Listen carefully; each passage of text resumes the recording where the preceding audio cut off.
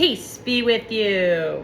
I am taking a break real quick before I head to watch the general conference section or session 2. But before that, I wanted to give some notes I took from the session 1. Oh, that was good, y'all. Just to watch the Solemn Assembly was extraordinary. So I just wanted to do some quick notes. I actually wrote stuff down so I can talk about it. This is my general conference from the fall. I actually bought this book because this is my first general conference that I've listened to. And oh my gosh, I had so much fun. Where were my speakers? I only listened to only a small section of that Sunday morning session. I went to town. I had a fun whimsy just like talking about all the different things in there. Anyways, for this general conference, one thing I'm going to talk about is the intro. People usually, the disclaimer that they say in the background that kind of is like when the camera's panning and whatnot and no one really pays attention to it. That statement was truly remarkable, especially for a religion, because what they essentially said was they made that video, that link, open source. They said it as a proclamation, being like, hey guys, everything within this contents of this video is open source. Use it however you see fit or be inspired by. And that's remarkable, especially for a religion, again, like I said, to have like open source data to allow that blessing and that feeling of inspiration to be carried across even the transcendence of or the members, and to cross over into secular things or concepts of reality is truly remarkable. So I really enjoyed that. The Solemn Assembly.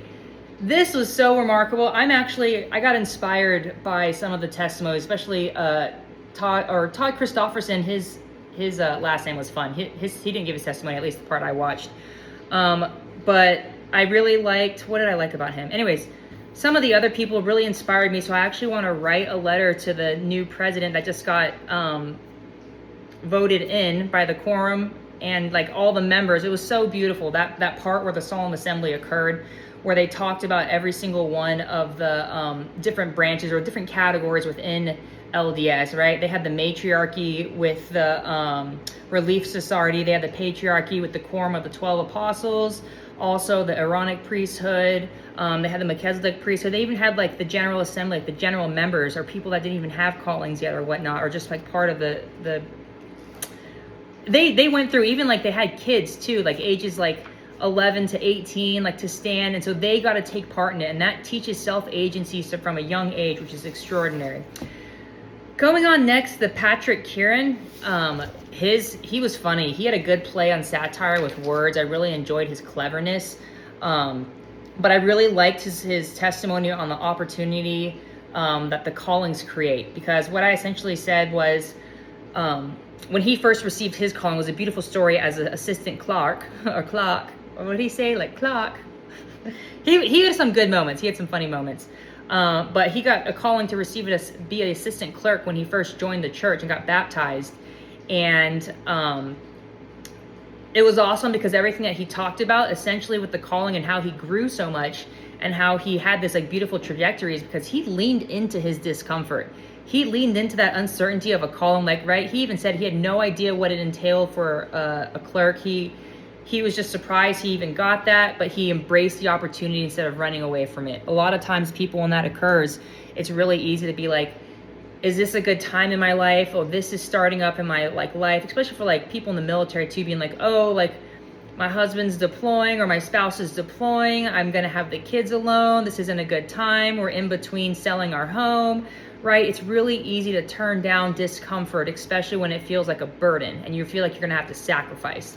But he leaned into it. And so what I said was his calling, he basically created the opportunity of growth, discomfort, and he trusted another's opinion based on the other opinions, the bishop's opinion and understanding of his own awareness and the doctrine and observations, to trust and have faith in the bishop to be like, hey, this calling came to me for you. Essentially, the bishop is like, can you trust me with what I have received? And perhaps the person was like in their state of, like familiarity and, like cush life. They don't want to do it. To trust the bishop and to do that is just an extraordinary act of faith in itself that is just truly remarkable. And so some of the things that he said, actually, he gave a list of what callings do for the church, the mentality in the church and how all of them work together synchronistically and coherently. The things he said was charity, meekness. They teach charity, meekness, forgiveness, and love. Those words he picked are significant. Charity, meekness, and forgiveness. Those all have a very common trend in it, and that's sacrifice of the self. Okay? If you're going to give charity, you're giving something away of yours. You're sacrificing again. Meekness requires humility and humbleness, even when you want to be able to stand up, even if you know the truth. But sometimes you're required to humble yourself and just pause and be like, hey, this is not the time nor place to speak your truth. Maybe you should just pause on it and eventually let that seed come forward when it's time for the environment is able to perceive the fruit, right? And forgiveness, again, forgiveness requires that when people are ignorant, you're dealing with ignorance, and people that think that they're really aware and maybe perhaps they're not aware of their own thresholds of their own ignorance, it requires forgiveness and a existential, unconditional love to be able to handle that. And so all those things tie back to sacrifice. And so what I basically said was like he picked words that invoke the assumption of sacrifice to the thresholds of one's self-agency. And what that enables is it removes that judgment factor and it allows self-agency, right? Because you can sacrifice up to the thresholds of your own self-agency, meaning, hey, it's not sensical, like, right? No one would ever be like, oh, technically you could do it. You can give away all your possessions, sell your home, and donate everything away. That is existential sacrifice, right?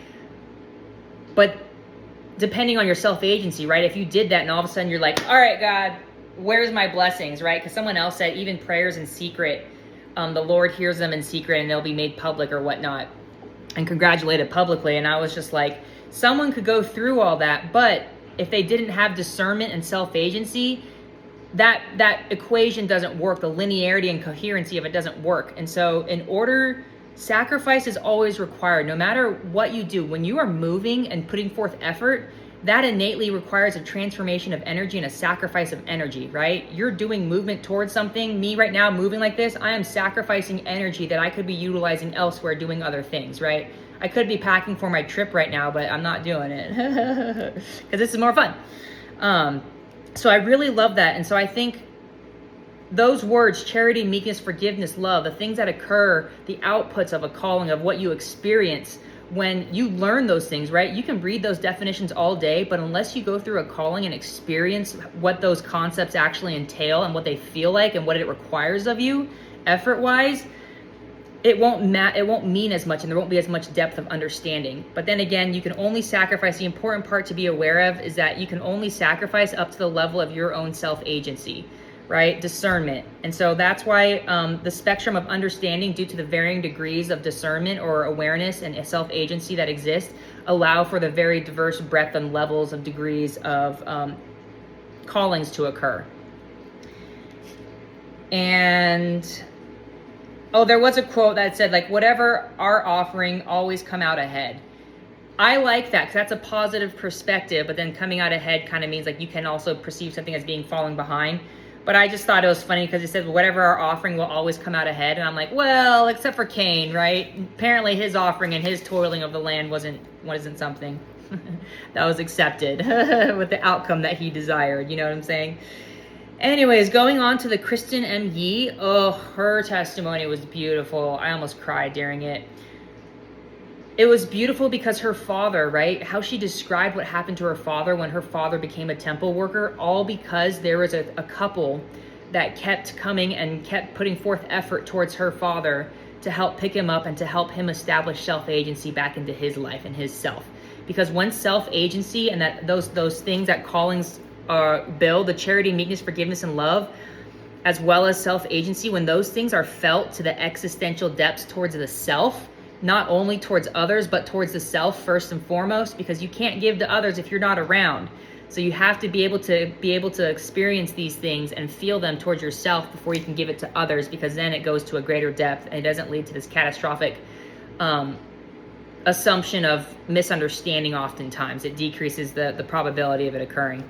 But her talking about the temple worker, when she said her father became more aware, and she said of others and have his relationship, he started taking care of himself more. He started minding what he was eating and what happened in his father, what happened in her father, right? Temple worker, to volunteer at a temple, y'all. I've walked around just the outside of the temples. I've seen how meticulous and nuanced that landscaping is.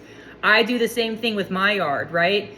That's why I'm spending $17,000 on a landscaping upgrade, because of how inspired I was from what I saw at the temple. And I said, I can live up to that standard in my own personal life. And here, let me show it. Like every day I get up and I pick leaves by hand. Her dad, working as a temple worker, required that level of meticulousness and nuance and physical effort, right? I've been landscaping with my landscaping crew that I hired. Tell you what, it is existential work. It makes your hands hurt. Every single one of my cuticles is all messed up. Like I chipped my nails already, right? Like I look like a disaster. My fingernails look disastrous because of this hard work I've been doing. And her father was doing that type of work. And she said over the course of 3 years, this relationship with these people that kept trying to put forth effort or invest in her father to give him self-agency back in himself, he did establish self-agency into himself and basically turned his entire life around. He wasn't judged. He wasn't anything. Like they took the snapshot of where he was in time and said, you have potential. You need self-agency. We're going to help you, give you self-agency by providing you opportunity as a temple worker. And look what happened in his life and her life. And the nuance to the attention to detail that was required for him to work there and to meet the standards and expectations of what is anticipated for the temple, the house of the Lord, according to Latter-day Saint beliefs, is truly remarkable. And hearing her share her testimony, she is now continuing out the ripple that started from that couple that helped her father, rippled out to not only her family's life, but now to the greater community, the family, which is defined as the church, which arguably I define family and church as the species. That's my definition of family. And if it couldn't tell, I hold everyone accountable to the level of what I define as family. Even if you're a stranger, I still treat you like family, which means tough love and, unconditional love has different sides to it. Anyways, I loved her story her testimony, because that one ripple, that one pond, the pebble that dropped into the pond with her father's actions, rippled out, and she is now on the outskirts and seeing it and propagating out his message and creating another ripple with a larger rock.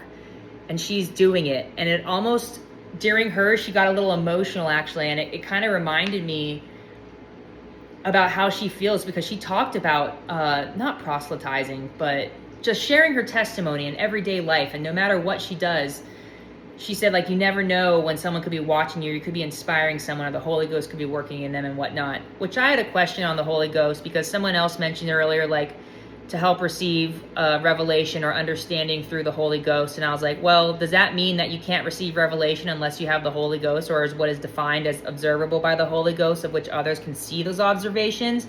And according to the doctrine, it seems as if that the Holy Ghost is only active in those, or is present or made aware or known when those have been received by baptism, according to what LDS has defined baptism as our standards. That's a little bit confusing and jarring as far as the juxtapose of the Trinity and the understanding and articulation of thought that is occurring with that. Anyways, I liked this first general conference. It was beautiful. I'm going to stop it here because I got to get going. I'm actually going to my friend's house. She invited me over to watch the rest of the general conference, so I'm super excited about that.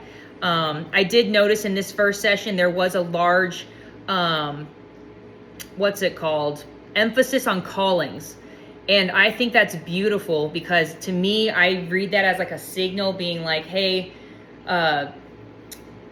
there's about to be a great, profound depth of calling that is going to be necessitated by the ecumenical efforts, which is like the gathering basically of the tribes of Israel, whatnot. There's a lot of work and effort that needs to be done, so the callings are going to become more profound. And I feel like there's going to be they're basically priming people, being like, a robust and resilient effort's going to be required for a calling. We can do this, guys. We've done it in the past. We can do it now. Like, I like the example of the Mormon battalion, the Cook's Mormon Brigade. 500 volunteers, 6 months, 2,000 miles, still the longest foot march in American U.S. history and they didn't, by soldiers, longest foot march period too, because I think it even went further than the Trail of Tears, and they were doing manual labor as well.